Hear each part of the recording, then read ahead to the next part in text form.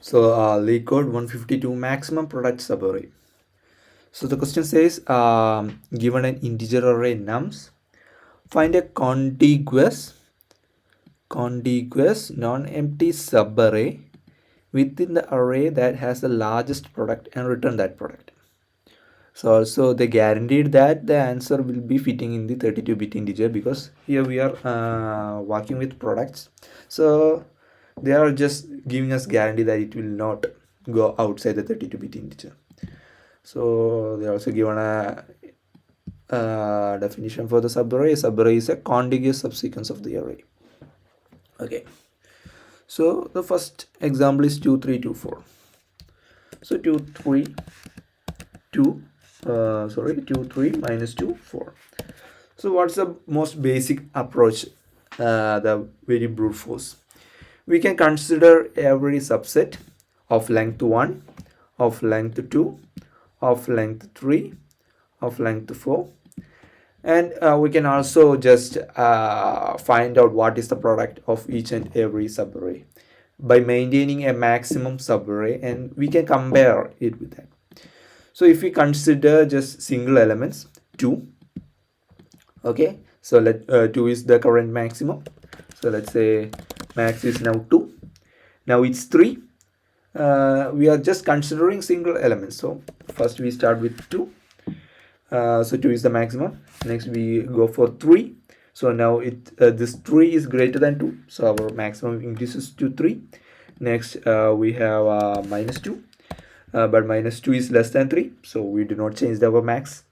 Now it's 4. Now we change our max. So now we just consider all our subarrays of length 1. Now there can be subarrays of length 2. So first 1 2 3. So what is the product? 2 into 3 is 6. So 6 is greater than 4. So 6 is the current answer. Now 3 comma minus 2. So 3 into 2 is minus 6, but minus 6 is less than 6. So we cannot update our max. Now minus 2 comma 4, minus 2 comma 4, minus 2 into 4 is minus 8. Minus 8 is less than 6. So still our maximum is 6 after completing all the 2 length subarrays. Now let's continue looking for the maximum product with 3, with a subarray of length 3. So 2 3 minus 2. So 2 into 3 is 6. 6 into minus 2 is minus 12. But minus 12 is 6. Minus 12 is still less than 6. So our maximum stands with 6. Now there is one more subarray of length 3, that is 3 minus 2. 3 minus 2 and 4. So 3 into 2, 3 into minus 2, minus 6 into 4, minus 24. And minus 24 is still less than this maximum. So 6. Now we covered all our subarrays of length 3. Now we are left with the array itself. The given array itself is of length 4. So what's this product? 2 into 3 is 6. 6 into 2 is minus 12. Minus 12 into 4, minus 48. Minus 48 is still less than the maximum that we found earlier, which was the product of this subarray 2 and 3. So here the answer comes to be 6. So this is one of the very brute force approach, considering every subarrays of the given input and just keeping track of the maximum and finally return the maximum. But this will work pretty fine for some smaller length array, but here we are given the length as 2 into 10 raised to 4. So this approach, that's considering every subarrays and just keeping track of the product each time, will surely get time limit exceeded. So we need to have some other approach. And the other approach is we need to consider the prefix product and the suffix product and just compare between them. So let's look how. So here we have 2, 3, minus 2 and 4, our given array. So let's have we start our prefix from here, we start our suffix from here. Okay, that's just the definition itself. So prefix, first it is 2 and suffix it's 4. So at first prefix is 2 and suffix is 4. Okay, so which is the maximum? We just compare between the suffix and prefix. Which is the maximum between suffix and prefix? It's 4. So our result is now 4. Now next we go to this element and do the product. 2 into 3 6. So our prefix becomes 6 now, and what becomes our suffix? 4 into minus 2, which is minus 8. So what is the maximum between minus 8 and 6? It's 6. Okay, we make it the result change from 4 to 6 as it's the maximum product that we are seeing. Now our prefix reaches here and our suffix reaches here. So 2 into 3 is 6. 6 into minus 2 is minus 12. So our prefix is minus 12 now. Now 4 into 2 is minus 2, minus 8 into 3, 24. So our suffix is minus 24. So what is the maximum between this result? This minus 24 and minus 12. Surely 6 is the maximum. So we just keep 6 itself as the maximum. Now we have one more element to process. So prefix, it was minus 12. So minus 12 into 4 is minus 48. Okay. So suffix will also be minus 48. So what is the maximum between minus 48 and the 6? It's still 6. So our answer is 6. So we can find this using the prefix product and suffix product and comparing between whichever among them is the maximum, and updating the result. So that's one of the approach, and we can do it in a single pass and big of an approach. And there is also a trick part when we have a 0 here, because when we have a 0 and suppose this was say instead of minus 1 this was 1. So when we consider here the maximum product is surely 1.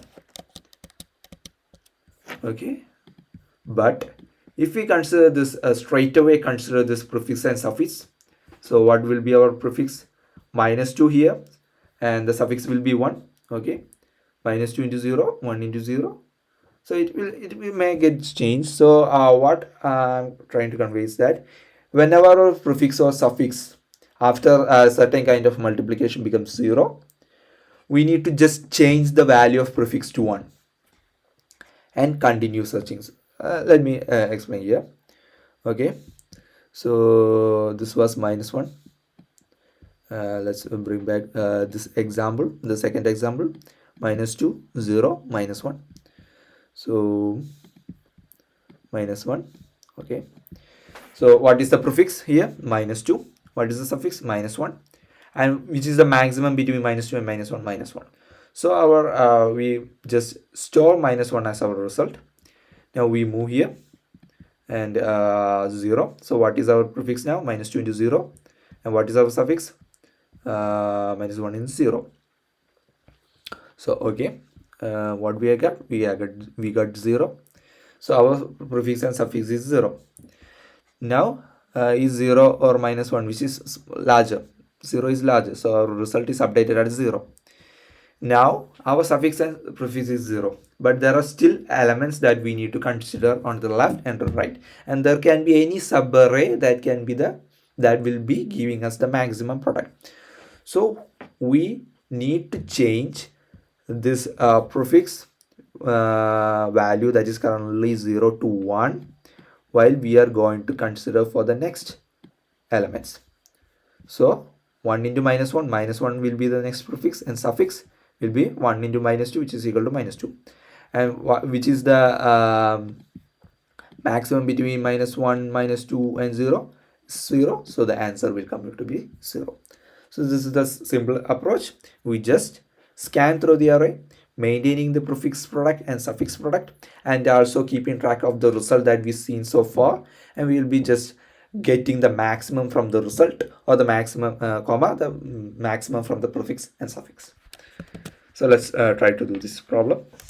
So let's start with some basic that I usually do, even though the constraint is given from nums.length. So nums is equal to null or nums.length is equal to 0.